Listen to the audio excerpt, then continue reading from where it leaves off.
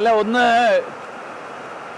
രണ്ട് മണ്ഡലങ്ങൾ അമേഠിയും റായ്ബറേലിയും കുടുംബ സ്വത്തായിട്ട് കൊണ്ടു നടക്കുകയായിരുന്നു നെഹ്റു കുടുംബം.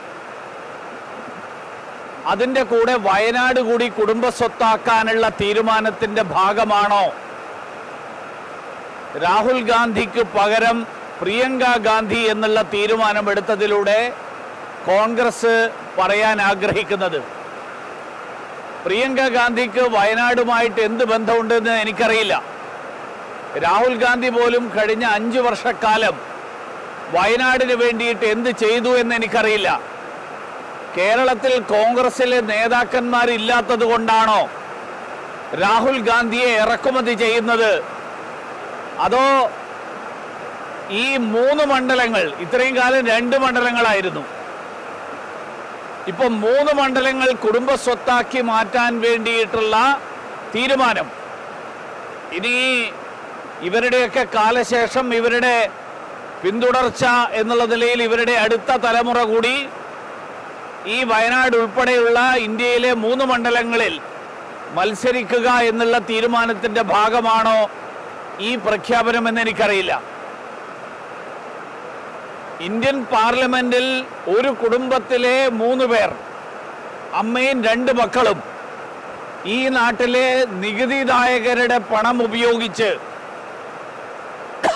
പൊതുഖജനാവിലെ പണം ഉപയോഗിച്ച് ഇന്ത്യൻ പാർലമെന്റിൽ ഇരുന്ന് അവരുടെ ജീവിതം നയിക്കുന്ന ഒരു സാഹചര്യം, അത് നമ്മുടെ ജനാധിപത്യത്തിന് തന്നെ വലിയ നാണക്കേടുണ്ടാക്കുന്ന കാര്യമാണ്. കോൺഗ്രസ് പാർട്ടിയിൽ ജനാധിപത്യത്തിൽ വിശ്വസിക്കുന്നവർ, ഈ നാട്ടിലെ ജനങ്ങളോട് പ്രതിബദ്ധതയുള്ളവർ, അങ്ങനെയുള്ളവർ ആരെങ്കിലും ഉണ്ടെങ്കിൽ ഈ കാര്യത്തിൽ അവരുടെ അഭിപ്രായം പറയണമെന്നാണ് എനിക്ക് പറയാനുള്ളത്. ശ്രീമാൻ AK ആന്റണി പണ്ട് 1977 ഇന്ദിരാഗാന്ധിയെ ചിക്കമംഗളൂരിൽ മത്സരിപ്പിക്കാൻ തീരുമാനമെടുത്തപ്പോൾ അതിനെതിരായിട്ട് പ്രതിഷേധിച്ച ആളാണ്. AK ആന്റണിയുടെ അന്നത്തെ തീരുമാനത്തിൻ്റെ തുടർച്ച കേരളത്തിലെ ഏതെങ്കിലും കോൺഗ്രസ് നേതാക്കന്മാർക്ക് തൻ്റെ ഇടമുണ്ടെങ്കിൽ അവർ ഈ കാര്യത്തിൽ അവരുടെ അഭിപ്രായം പ്രകടിപ്പിക്കുമെന്ന് ഞാൻ പ്രതീക്ഷിക്കുകയാണ്. ഒന്ന്. രണ്ടാമത്തെ കാര്യം, രാഹുൽ ഗാന്ധി വയനാട്ടിലെ ജനങ്ങളെ വഞ്ചിച്ചിരിക്കുകയാണ്, കേരളത്തിലെ ജനങ്ങളെ വഞ്ചിച്ചിരിക്കുകയാണ്. കാരണം വയനാട്ടിലെ തെരഞ്ഞെടുപ്പ് കഴിയുന്നതുവരെ, പോളിംഗ് കഴിയുന്നതുവരെ റായ്ബറേലിയിൽ മത്സരിക്കാനുള്ള തീരുമാനം പുറത്തുവിടാതെ വയനാട്ടിലെ ജനങ്ങളെ കൊണ്ട്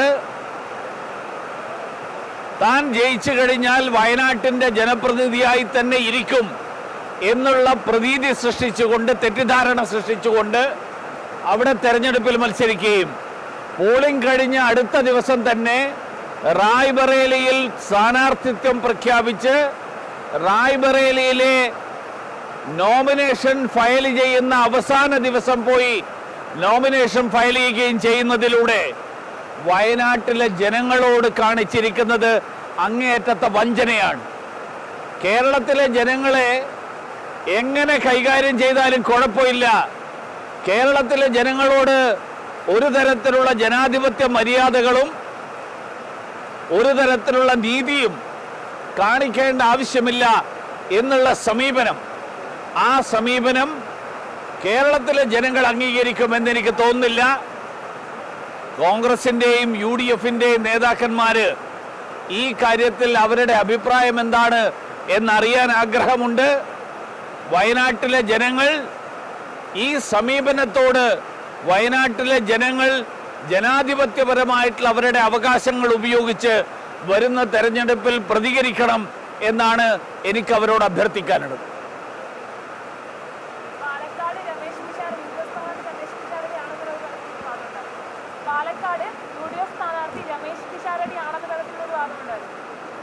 അത് കോൺഗ്രസിന്റെ തീരുമാനം എടുക്കട്ടെ. ആരാണെങ്കിലും ഭാരതീയ ജനതാ പാർട്ടി മത്സരിക്കും.